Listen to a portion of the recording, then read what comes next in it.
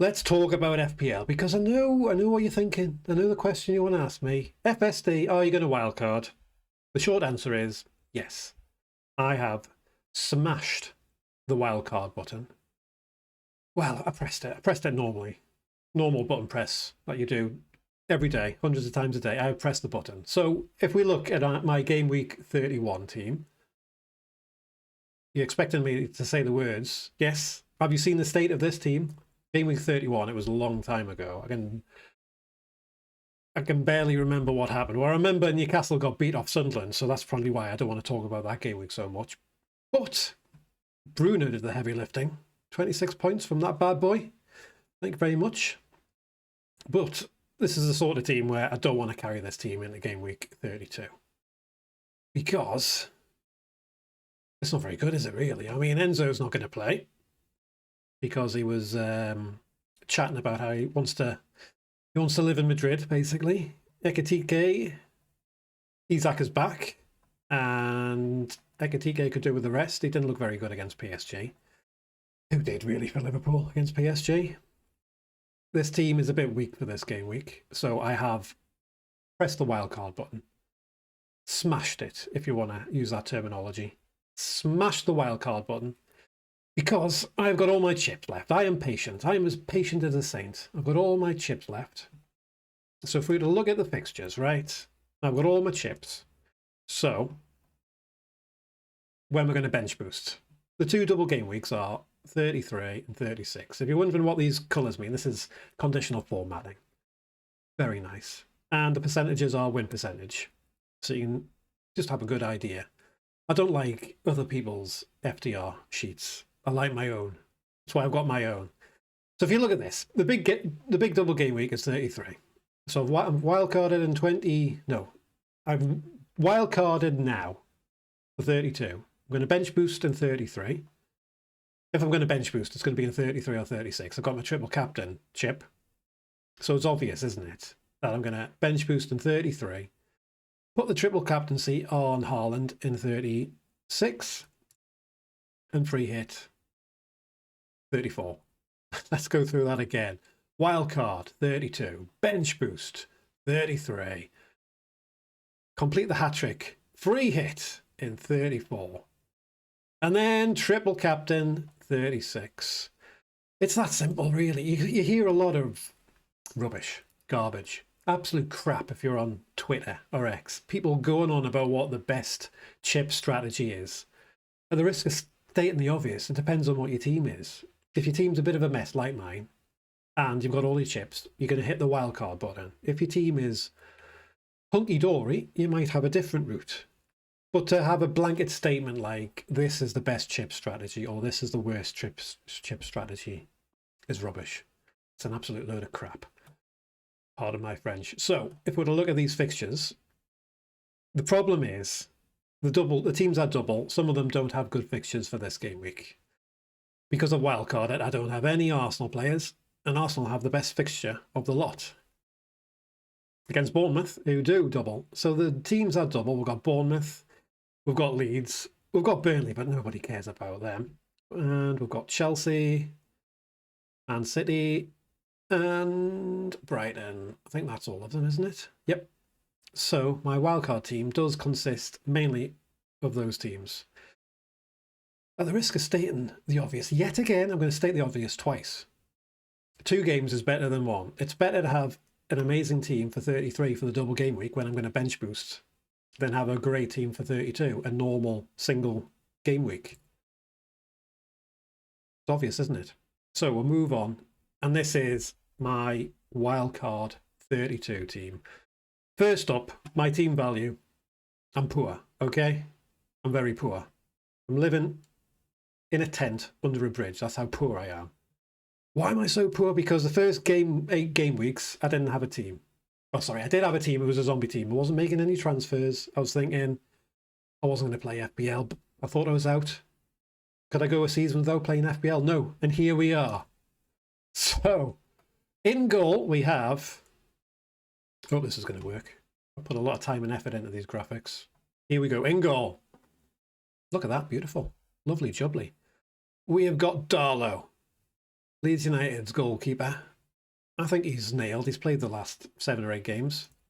Is he going to get me any points? Well, for 3.9 million, a double game week player, points would be a bonus.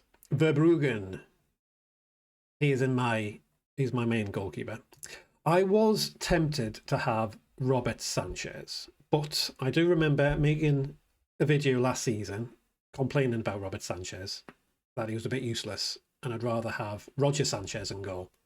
And you're probably thinking, who the hell's Roger Sanchez? He had a hit about 20 years ago called Another Chance, something like that.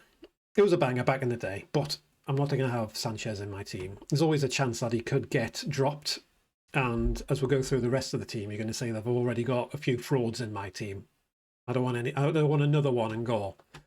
Moving on to defence. In defence, if I had more money, Malik Chow? I should know how he's pronounced. He plays for my team. Big Mal would be Gabriel if I had enough money, but because I'm poor, I'm going to keep this chap. I'm going to keep this chap in the team. There's no great surprises there. O'Reilly, I think everybody in a wild card is going to have him. The difference between him and Mark Gahey isn't that big. Just because O'Reilly might get a benching, it wouldn't be a surprise. He might get taken off early, whereas Mark Gahey is absolutely nailed. As long as he's fit, he's probably going to play. He's very likely to play every game, every minute. So I would like to mention that. If you were wanting to go a little bit differential, having Mark Gahey in defence is a good shout. Van Heck, this chap, he's nailed. Plays for Brighton. They've got a double game week. I like him. Good for recoveries. Get him in the team. I've got a Leeds United defender. I didn't think this day would come, but I've done it. I've got a Leeds United defender. Struck, I think that's how you call him. And I've got James Hill. If I had more money, I might have Senesi. I've seen people with 2 Bournemouth players, Senesi and Hill, but when I ran the solve, I didn't like that, just because I think we're going to get more points this way, basically. Those are my 5 defenders.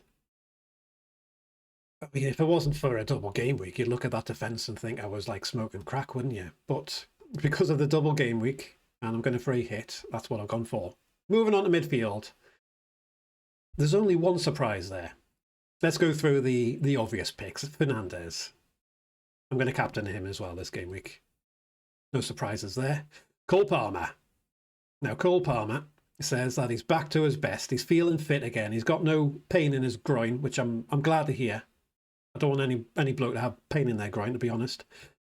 So, I mean, that's a face you can trust. If he says he's back to his best and he's pain-free, get in the team, son. Tavernier. I think I've got a speech impediment.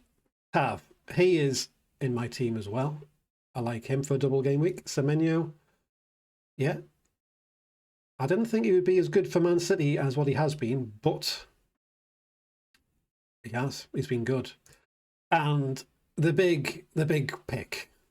Well, is it a big pick? The differential here, Gomez.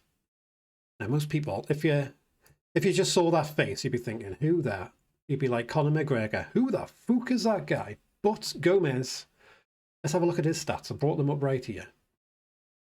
I do have to add that he's on 9 yellow cards, so taking him is a bit of a risk. Because if he gets booked against Burnley, he will miss the double game week, and I'll have to use one of my precious free transfers to get him out of the team.